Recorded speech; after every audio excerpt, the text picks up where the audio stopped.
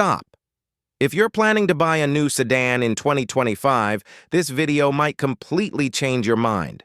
The new Toyota Camry just launched, and while everyone's talking about it, nobody's showing you what actually matters. Forget the marketing fluff. We're about to tear this car apart from a pure engineering perspective, and what we found is going to surprise you. For over 2 decades, the Toyota Camry has been America's best-selling car. That's not just luck, that's solid engineering. But with the 2025 model, Toyota made some changes that are either pure genius or incredibly risky. We're not just going to read you a spec sheet like every other channel. We're going deep into the real-world physics and the engineering decisions that most people will never notice, but will absolutely affect how this car drives, how long it lasts, and if it's truly worth your money. Here's the situation in the car world right now. Everyone's pushing electric. But let's be honest, most people can't afford a good EV, and they're not ready for the hassle of charging and range anxiety. So, what do you do if you need a reliable car today that won't leave you stranded and won't break the bank? You're stuck in this awkward middle ground. And that's the exact problem Toyota is trying to solve with this new Camry.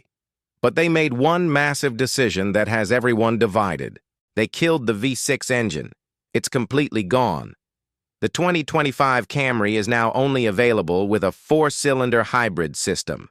No more traditional gas-only option. This is a huge gamble, and we need to break down whether it actually works. Let's start under the hood, because this is where everything either falls apart or makes perfect sense. The 2025 Camry uses Toyota's 5th-generation hybrid system. Now, before your eyes glaze over, stay with me, because this is genuinely clever. You have a 2.5-liter 4-cylinder engine that, on its own, produces about 189 horsepower. Not exactly thrilling, right? But here's where it gets interesting. Toyota paired this with an electric motor that adds another 118 horsepower in the standard model. When you combine them, you get a total system output of 232 horsepower. But here's what most reviews won't tell you. These numbers don't just add up. The real magic of a hybrid system is that the electric motor fills in the gaps where gas engines are weakest. Gas engines suck at low-end torque. They need to rev up to make power. Electric motors? They deliver maximum torque from 0 RPM. So, what Toyota did here is use the electric motor to eliminate that lag you feel when you hit the gas in a normal car. The response is immediate. The engine doesn't have to downshift and scream. The electric motor just kicks in instantly and pulls you forward. Now let's talk about the actual engineering of this system. It's not just about slapping a battery and motor onto an engine. Toyota uses what's called a power split device. It's essentially a planetary gear set that acts as a continuously variable transmission, or ECVT. This is fundamentally different from the belt and pulley CVTs you find in a Nissan or Honda. Toyota's system uses durable gears to blend power from the engine, the motor, and to the wheels. This means it's more reliable because there are no belts that can slip or wear out. It's a robust mechanical connection, which is one of the key reasons Toyota hybrids last so long. The battery is a lithium-ion pack mounted under the rear seats. It's relatively small, around 0.9 to 1.4 kilowatt-hours depending on the trim. You might think that's tiny compared to a full EV, and you'd be right. But that's the point. This isn't trying to be an electric car. The battery is just big enough to capture energy when you brake and to provide a boost when you accelerate. It's perfectly sized for its job, which keeps the weight down and the cost reasonable. Speaking of weight, the entire hybrid system adds about 150 pounds compared to what a traditional gas-only Camry would weigh. But here's the payoff. You get an EPA-estimated 51 miles per gallon in the city and 50 on the highway in the base LE trim. That is not a typo. This mid-size sedan gets better gas mileage than most compact cars.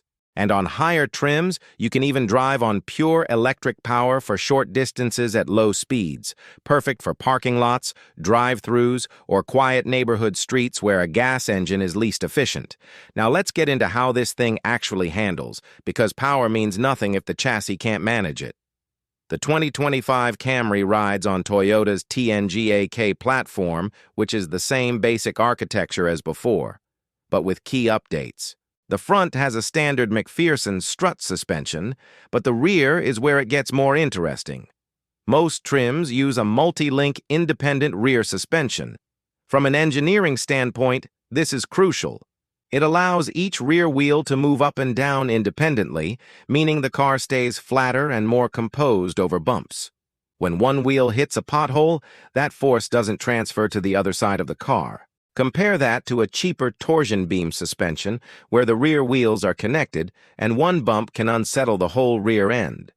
The multi-link setup is more complex and expensive, but it's part of why the Camry feels more planted than smaller, cheaper cars.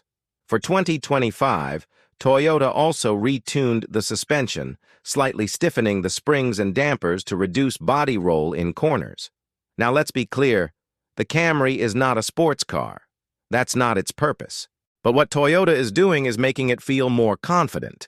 Whether you're making a quick lane change or taking a highway on-ramp at speed, the car doesn't lean as much. It feels more controlled. And because that hybrid battery sits low in the chassis, the car's center of gravity is actually lower than it would be in a gas-only model. This naturally improves handling without making the ride harsh. The steering is electric power-assisted, as is standard these days. The ratio is on the slower side, which makes the car feel stable and calm on the highway, but a bit less responsive in tight turns. Again, this is a deliberate choice. Toyota knows most Camry buyers are commuting and running errands, not carving up mountain roads. The steering is light and easy, which makes parking a breeze, but you don't get a ton of road feedback. That's the trade-off. We need to circle back to the transmission, because this is where the Camry's hybrid system really shows its sophistication. As I mentioned, it uses an electronically controlled CVT, but remember, no belts.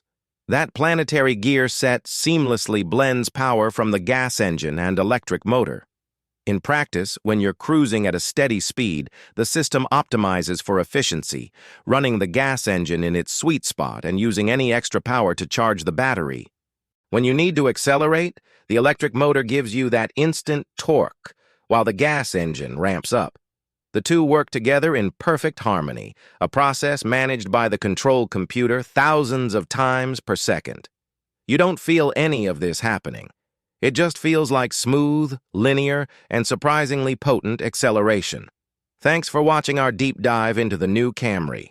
If you found this engineering breakdown helpful, hit that like button and be sure to subscribe so you don't miss our next video. We'll see you then.